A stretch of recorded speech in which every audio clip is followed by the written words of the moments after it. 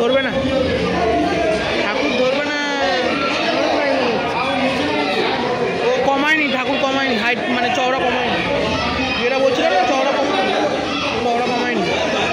Sure সেটা দিতে হবে, পুরো সেটা দিতে হবে। সেটা দিলেও কার্তিক বেরিয়ে যাবে, পুরো কার্তিক বেরিয়ে যাবে। বলছি তুই আমার থেকে বেশি বুঝিস, যদি না কমায় তো।